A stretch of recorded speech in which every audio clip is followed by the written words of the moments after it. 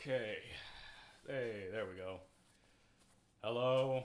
Welcome to the first episode of a new series called Unpolished Gems. Shout out to Moz for coming up with that name. Hello if you're watching. Wish you could have been here. Hi, Moz. Hello, What's up, man? Maz. So basically, the concept behind this show is just movies we find underrated or underappreciated and we think deserve more attention. Pretty much. I think I can adjust this a little Adjusted so I'm out of frame. No. Yeah. So we watched. In my brain, I always want to pronounce it Incendies, but I know it's probably not it because it's a French Canadian film. It's probably like Ensemble. Yeah, I think it's Ensemble. If you say it Incendies, it sounds like you're mispronouncing the Harry Potter spell Incendio. So this is Incense. My glasses are filthy. I have a rag if you need them. I got it. I have a microfiber rag if you want one. So this is known for being a early film from the now well-known Denis Villeneuve, who is French Canadian originally, but I thought he was Mexican. no, yeah, no, he's French Canadian. He's from Quebec, Well, now and you know.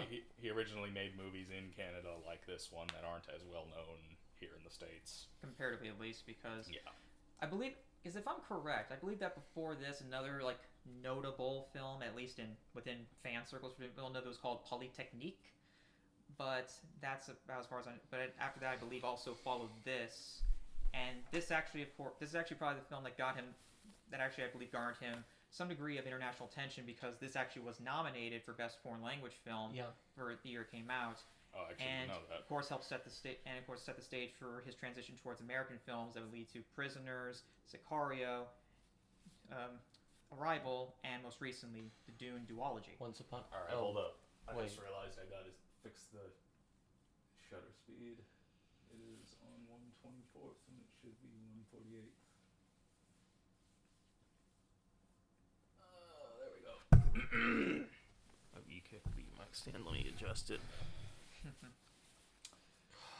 So, yeah, this one was a lot, and I mean that in the best possible way, by the way. I absolutely love this movie. It was my suggestion, so... The best way to describe it is this. That explains how the film is. The best way to describe it is this. It's obviously something that is separate. That's far more distant from his big budget stuff, including also Blade Runner 2049. That while he definitely dabbles into more darker R-rated territory compared to some other like blockbuster filmmakers, at least to some extent, more at least compared to the MCU. However, this one is dabbling in much less of a much more close to reality instead of a heightened reality, and is willing to go into some even darker places, along with also exploring very dark parts of the human condition. No kidding. The American film of his that I would probably compare this to the most closely is probably Sicario, because both of them are like hard R-rated, sort of gritty dramas. I guess there's also Prisoners, but that one doesn't seem... I don't know. That comparison doesn't seem quite as apt to me. I guess maybe just because of the setting, because like both this movie and Sicario have sort of like desert settings, so maybe that's where that comparison comes from, whereas like Prisoners is like in the suburbs. But on top of that, also, I mean, there's aspects of it. I'd say Sicario seems like a bit more wide in terms of believability, because that's about mostly around the war on drugs, whereas like Prisoners is based around a kidnapping case or missing children's case. And while there are unfortunately far too many of those to count, there are specific details that differentiate between each cases. Even with all the similarities, there's always some differentiations that stand out compared to others. Mm-hmm. I think maybe one good way to describe this, I think, so Villeneuve is often, I think, unfairly described as like a cold, detached, unemotional director. Meanwhile, this movie is anything but. But I can kind of see where people are coming from. Like, some of his movies kind of do lean in that direction a little bit. I think this has, like, the visual style of Sicario with the emotion of something like, say, Arrival. Yes. Because Arrival, much like this movie, also, like, almost made me cry. This It definitely was hard to watch in places. Yeah. movie. This is one that definitely dabbles. This is probably, arguably, especially in terms of subject matter, his darkest or like most somber of all of his films. But like the skilled professional he is, and why of course this definitely is held in high regard by many in his circle, is because he still accomplishes it with self-discipline and tact. This was quite the film to start this new series. Yeah, Absolutely. for real.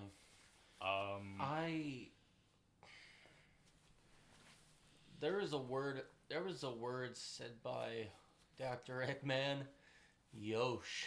That's how I feel because I'm sitting here, I'm sitting watching the movie and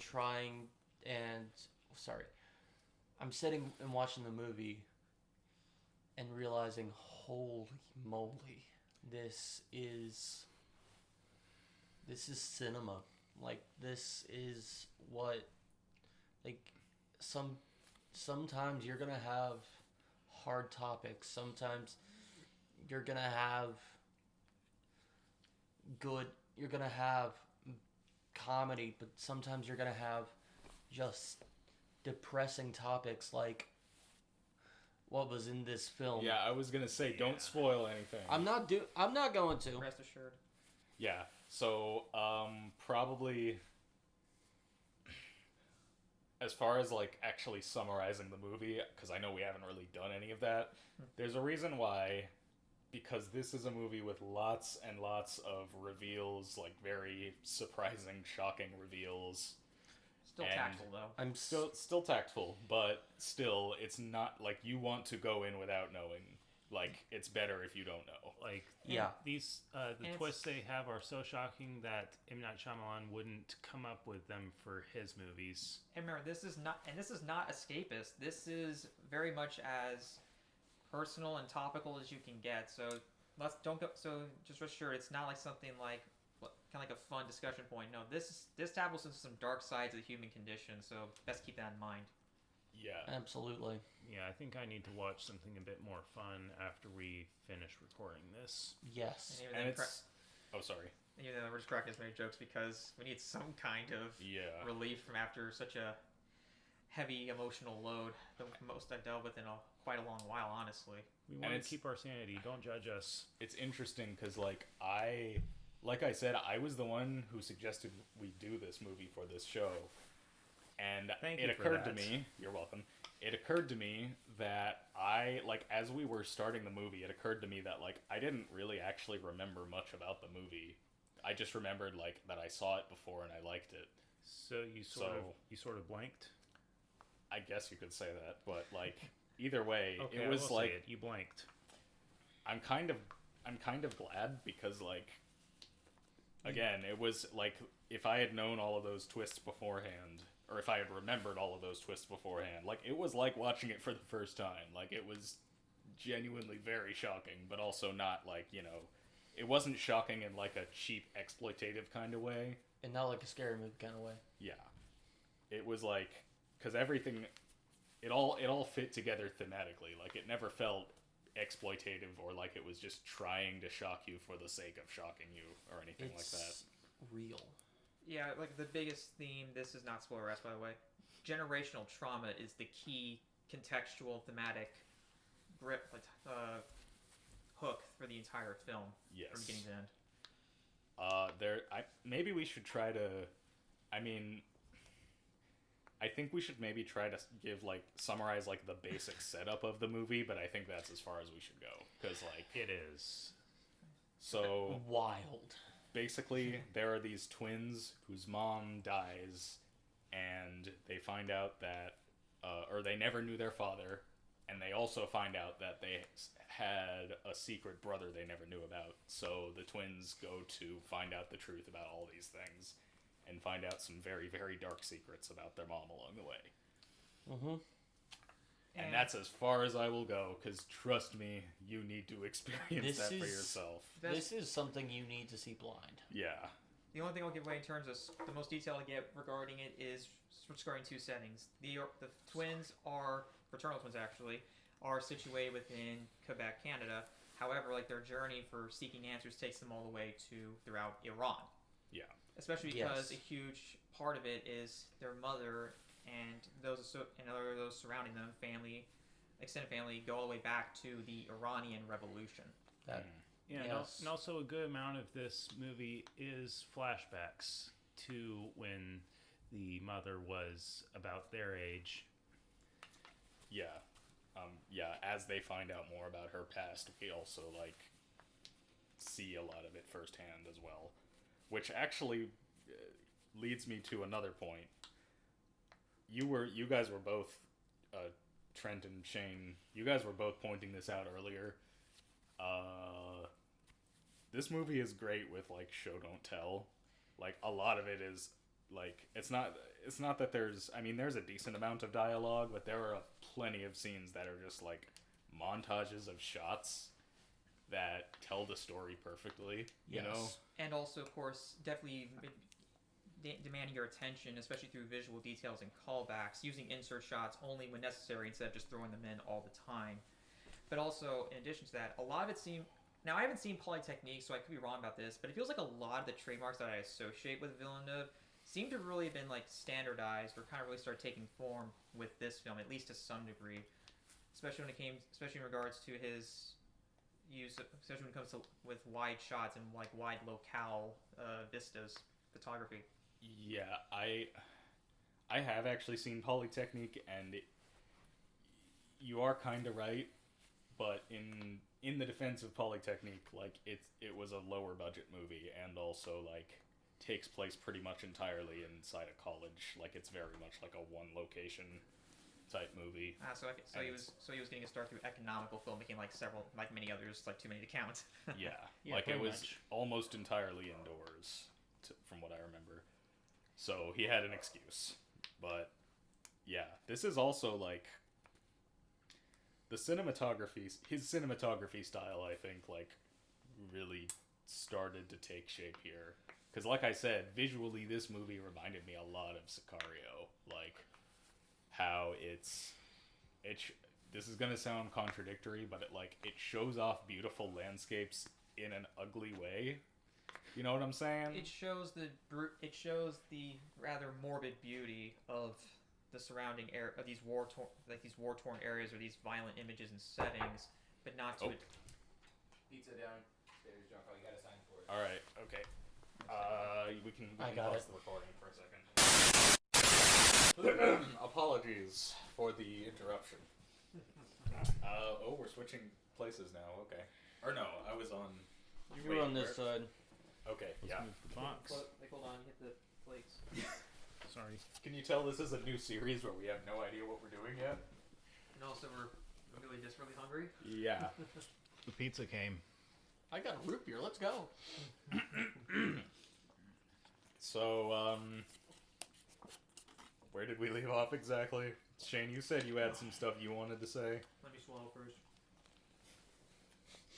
So regarding the approach to cinematography, really does a good job at showcasing the rather morbid beauty of this war-torn region. Mm-hmm. That's a good way of putting it, I think, because it seemed to me it took these landscapes that are by all means very pretty looking and presented them in a way that's very kind of just objective and matter of fact. Because the cinematography in this is gritty, I guess is a good way to describe it. Because there's a lot of handheld, the color palette is very muted and everything, and the contrast is pretty high. So that I don't know. And that on top of that, they really don't have anything resembling a score. The closest thing we ever have to music is a licensed Radiohead song, the lyrics of which are thematically and contextually relevant to the themes being presented accordingly. Most of the time they let the visuals speak for themselves. And on top of that, one of the things I appreciate most about it is, despite all this extensive showcase of violence, horror and existential dread. It's all done in a tasteful way. It's never exploitative, and a lot of it does come down to the fact that he uses wide shot composition. And also, they don't do excessive amounts of gore or excessive amounts of blood. They keep it more or less as much as is believable and necessary for specific situations and for the audience. Yeah, like it manages to be like relentlessly over the top dark while also at the same time not feeling manipulative. It maintains its measure of realism. Yeah, like a lot of the time, like if I were to describe the plot of the movie, if I were to just like say the plot of the movie out loud to somebody, honest to God, they might roll their eyes and say, "Wow, that sounds like the most melodramatic, over the top thing ever. That sounds dumb." But the way they handle it,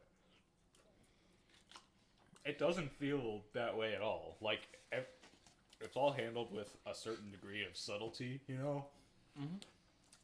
Because there isn't any dramatic music to make you to tell you how to feel. Yeah, force reaction out of you. They don't rely on very excessive in your face editing techniques or any kind of it. They mostly just leave it be. They have to really just be very calm and trying to think of the right term to use. It's basically kept at a subtle pace, at a much more like slower pace, I guess is the best way to put it for now. Yeah, I think like because earlier I said that Villeneuve is kind of often pigeonholed as like a detached, emotionless director, and while I don't think he's emotionless, especially not in this movie, I do understand detached, because I think like it kind of made sense to treat this subject matter with a certain level of detachment, you know? Yes. Can I be totally honest? Huh. This is the first Villeneuve movie I've seen. Wow. Really? Not even Yes. Dune or Blade Runner or... Nope. I've wanted to see Dune, but I haven't. Are you talking about Blade Runner 2049? Yeah. Correct. Yeah, You can't... He was directing the original one.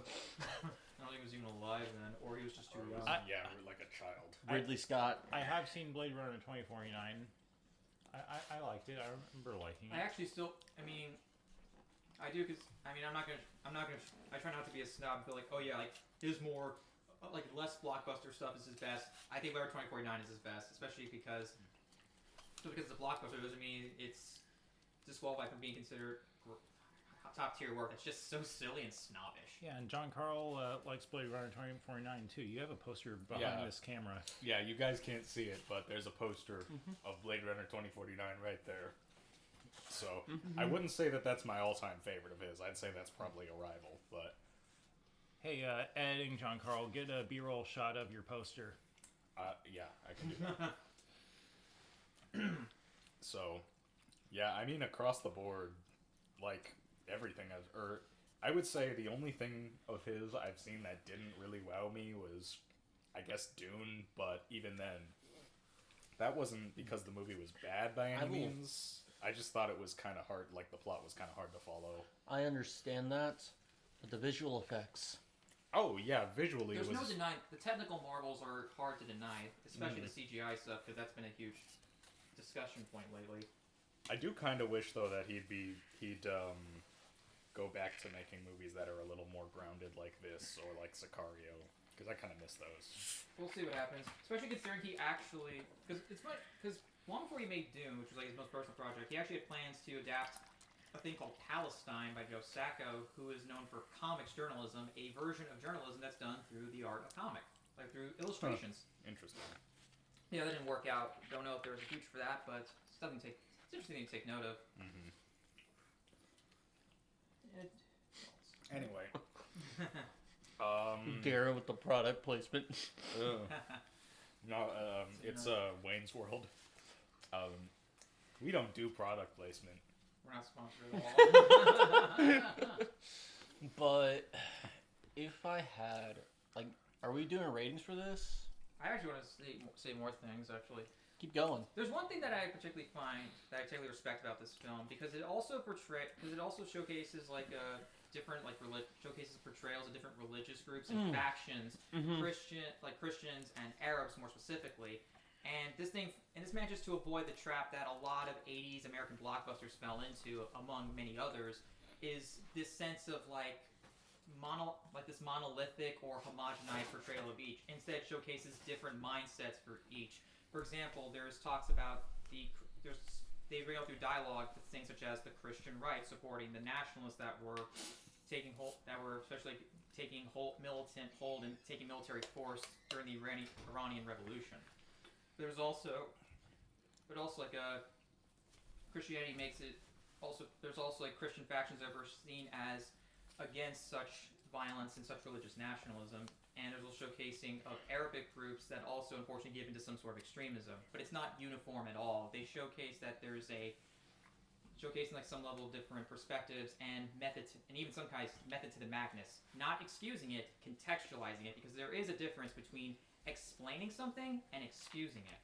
Mm-hmm. Yeah, I think it really handled the real historical events involved in a good way. I think it didn't try to take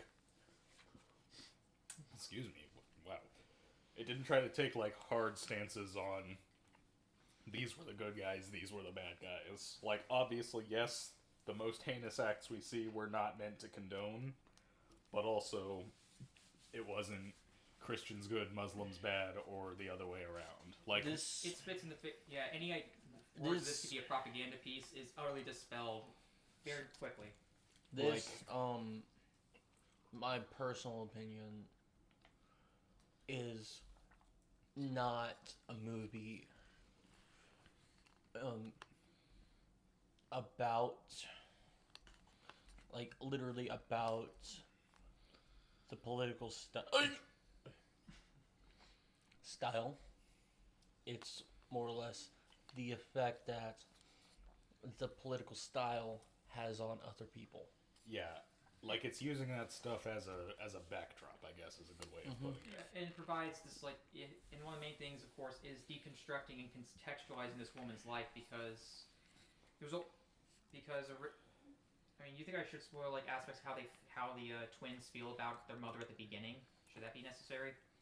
As long as you just talk about how they feel and not necessarily the specifics of Mary plot almost details. feels like a dramatic. Because there's part of it that almost feels like a dramatic rug pull because the twins, especially the male twin, they're fraternal actually, male and female.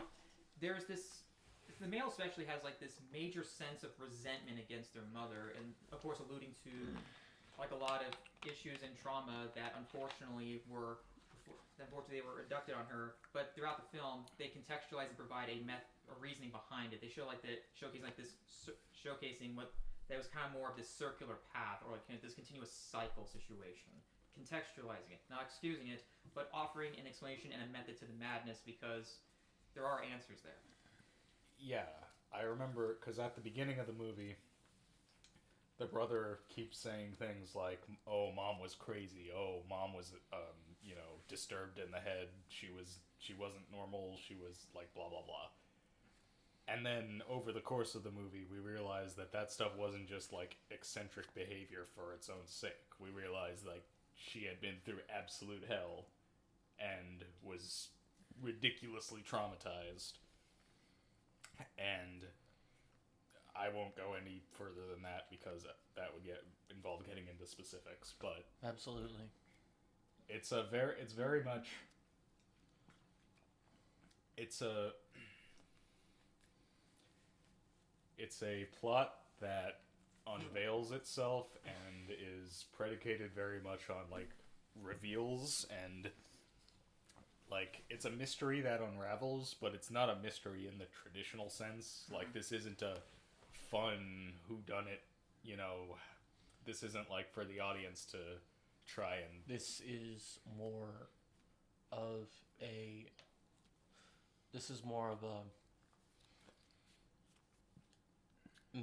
it's not a mystery, it just the plot keeps unraveling. I mean, It reminds me, honestly, this may sound a little bit silly and almost insensitive. It also reminds me a lot of a therapy session in a way.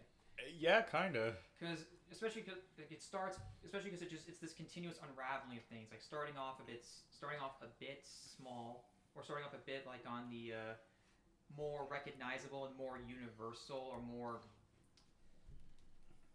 understandable sides of trauma, and then really pulling back to showcasing some more specific terrors and horrors that lie within.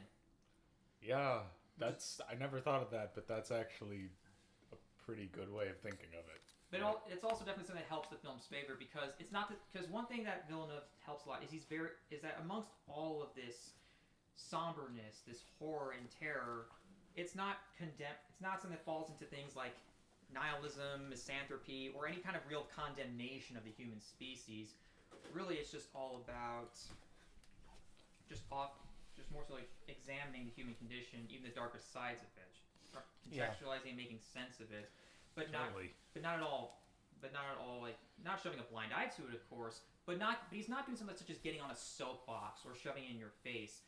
He's showcasing it for you and allowing you to make your own judgments, which of course one of many things I appreciate, among other things. Yeah, which is what we do in the end. Yeah, we do make our own judgments in the end.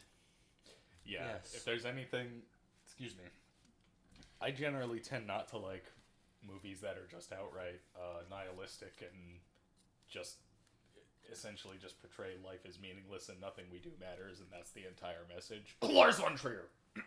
What? He loves doing that. Lars von Trier has such an obsession with. He basically gives my idea. You might as well just have him be the definition of misanthrope or nihilist at this point.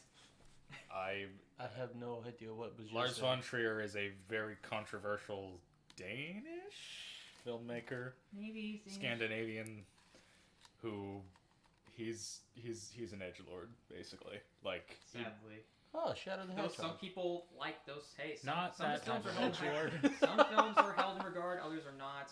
I mean, of course, it's all up to you, of course. But it's hard not to. But it's really hard to get into his work, especially if you are someone who really hates such concepts as that, or just dispels such concepts as absurd or despicable. I'm mainly, by the way, I'm not trying to diss his entire filmography. I'm mainly talking about Melancholia. But, anyway, are we gonna do ratings for this? I'm not sure, because this movie, it's a lot. Yeah. That's a perfect way of putting it. I think I even said that at the beginning.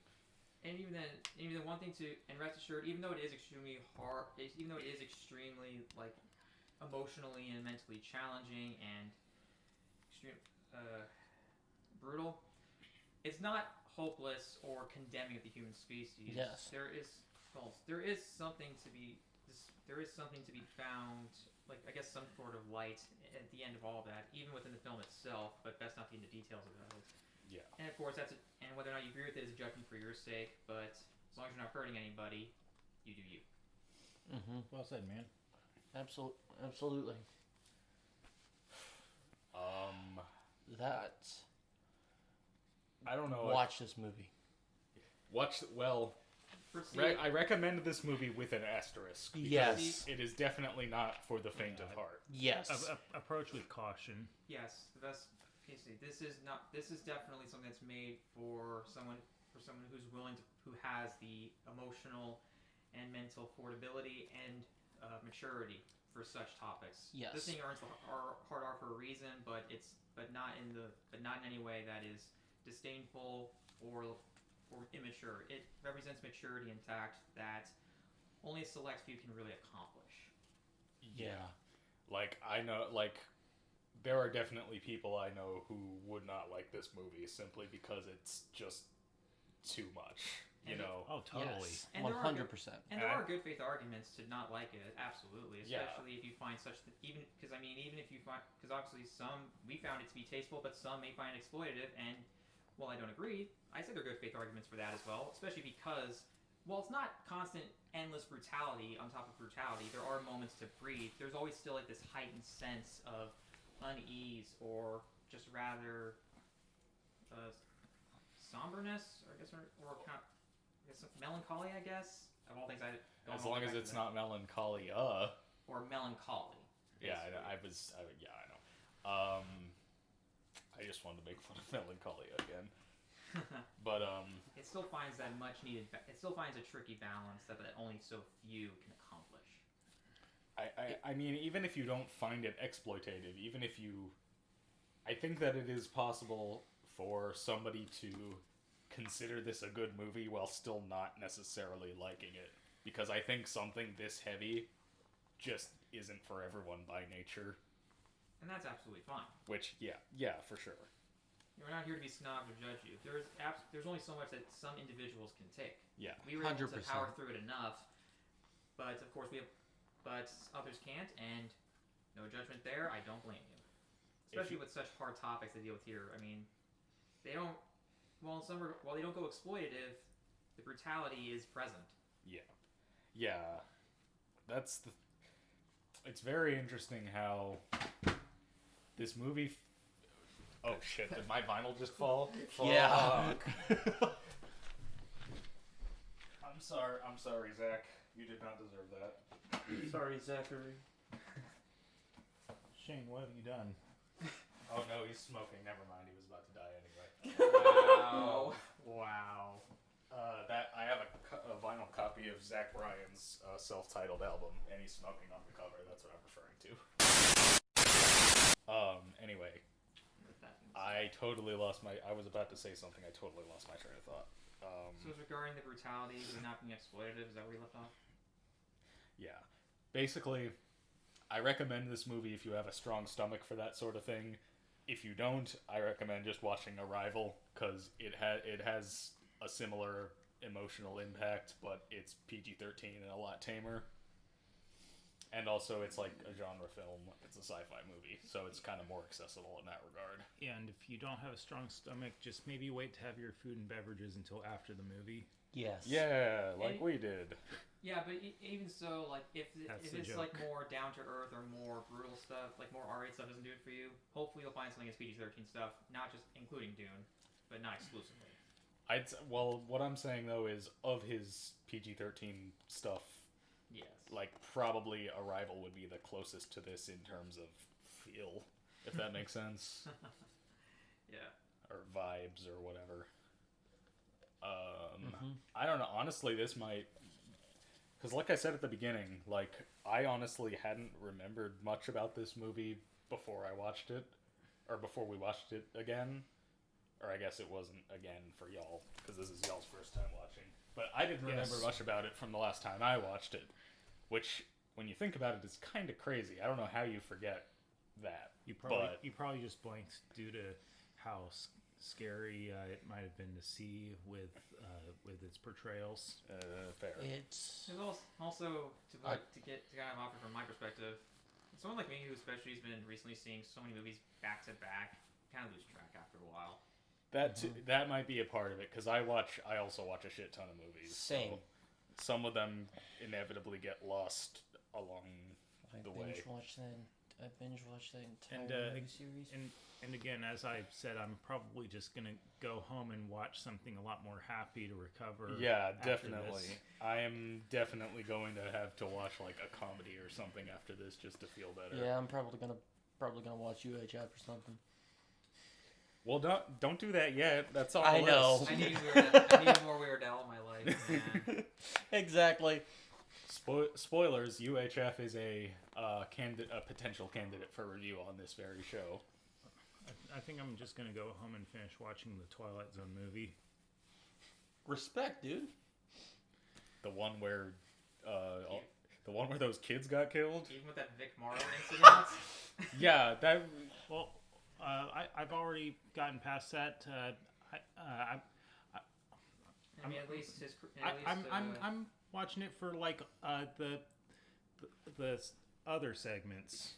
Okay. You know, the ones that didn't have to have their endings cut because of some tragic deaths. Yeah. I watched Twilight Zone for the plot. I mean, do you know what do you know what I'm referring to about the kids dying? No. Oh, That actually, yeah, legit, like I've actually seen. No way. on the set of I've Twilight seen- Zone the movie. There's actually frame by frame footage Yeah, of the decapitation. That's because they had to show it in court. I think what I was about to say was I kind of consider Arrival my favorite Villeneuve, but a little bit. I guess I'm a little bit surprised because again, didn't really remember much about this movie beforehand. This actually might be a close second. Like this might have actually kicked Blade Runner 2049 down. This to number is 3. Well, I guess you're beautiful. gonna have to replace your Blade Runner 2049 poster now. Was it on some D poster? I mean, the poster. Hell is, no, that thing stays. Player 2049 is still my favorite. The other rankings I've yet to determine. Bill, this but- is the only. Yeah, the but only this other, one I still hold in high regard. Thank Yeah. you, Villeneuve, for your efforts. yeah, I mean the only other movie of his I've seen is Blade Runner 2049. So I'm going to say that that's still my favorite of his movies because it's an easier watch. I don't know. I can't think of anything else to say about this. Really, like, the best way to put it is, if you have a strong stomach, go watch it for yourself because you need to experience it. If you don't, I would say skip it, but certainly not because it's bad by any means, but just because it's very heavy. And also, if you want to take that to shock works like a Serbian film and The Human Centipede. Yeah, that's the thing is that like this movie manages to feel devastating without ever really being all that graphic. And without just being Like, provocative for the sake of it. Yeah. Like so many bad adult comedies and just a lot of just bad R-rated stuff in general. Just being gross or just being cruel for the sake of it. Hey, like Seltzer and Friedberg movies. Yeah. Well, that doesn't help either. Yeah, they're very mean-spirited as well on top of being lazy. Which, to be fair, like exploitative movies can be fun. Like, I mean, Tarantino more or less does his variation of it, but one, he still has he has a sense of craftsmanship that a lot of these other like wannabes don't. Same with Rodriguez to an extent, because obviously he's pretty hit and miss, but it's hard to deny when he hits, he hits. yeah, Yeah, I mean, have you seen Sin City? Have you seen Machete? Machete. I mean, is it pronounced like machete? I mean, that's probably how it's pronounced in Spanish, but like, you know, most English speakers just say machete. How does Danny Trejo pronounce it? I don't know. I haven't seen that. I don't know, but probably saying motherfucker somewhere. With that. I'm sorry. All good. What? I don't know. Do y'all have any more to say about? I have nothing. It's a hard watch, but it's a very informative watch. This is definitely going to be an interesting start to the series. Absolutely. It's arguably I can't wait for the next episode of this. It is arguably Villeneuve's least digestible film compared to his other efforts, but I still think that if you're willing to, giving it a try isn't necessarily something that you could hurt, especially because it showcased a lot of trademarks and a lot of craftsmanship before his Americanship, so it'd be interesting to see where he started. Okay, so I'll admit this felt a little bit messy. You can kind of tell this is our first time doing this. But yeah, that's episode 1 of Unpolished Gems. Oh, by the way, you guys can plug your channels too if you want. Well, my name is Shane McCarthy, but I operate under the name Snarky McCarthy, and hopefully in the description there'll be to my link tree along with the channel itself. And I'm Darren Logue. You can follow me on YouTube at Darren Logue. I do videos about video games and occasionally some comics. And I have a channel. I haven't posted since high school. But it's RedZoom727 if anyone wants to see that one Muppet lip sync video I did for theater class. Yeah, maybe I'll check that out while I'm recovering from this movie. Are you gonna have a feature channel section on the Neurokino homepage? Probably at some point. The channel's still pretty new, so I haven't set everything up. We understand. Mm-hmm. Anyway, thank you all for watching. Hopefully, in the future, these will be... I feel like I didn't really explain my thoughts on the movie all that well. You'll get around, man. But, like... It's a lot to take in. It's a lot to take in, but also, again, new series... Oh Also, haven't. quite a lot of overlap. Yeah, well, and like pizza coming mid shoot, Pizza time. and just the fact that Pizza time. and just the fact that I was there's so referencing much, Ninja there's so Turtles, much not we Spider-Man. couldn't, and the fact that there's so much we couldn't give away plot wise. So I feel like, because I remember like. For To Be Trash, we usually just spoil the whole damn thing. Yeah, because so you're not I'm able to talk about like all the specifics and my thoughts on all of it. But yeah, because you're not going to watch stuff that's on the that we consider to be trash. Yeah. For good reason. I mean, you probably still enjoy it regardless as well. like, I don't think anybody's gonna get mad that I spoiled the entirety of Blind Waters in that last episode. You spoiled Blind Waters. How could you? You gave. I guess technically we did spoil Jaws, but everybody Yeah. knows how Jaws Yeah, ends. but, yeah, I was there too, so I'm just as guilty. Wait, I spoiled Blind Waters. How could I? Anyway, thank you all for watching. We'll try to get a little more organized with this in the future, and I will try to get better at gathering my thoughts and saying, get better at explaining my thoughts on the movie. Or at least I'll try. I don't know if I'll be any good at it, but definitely watch this movie. I think it's great as long as you have a strong stomach for disturbing stuff. And the right state of mind. Yes. I don't have an ending catchphrase for this. Keep on unpolishing those gems. I don't know. Polish the unpolished. Yeah, sure. Why not? I have no idea. Bye. Bye. Until next time, see ya.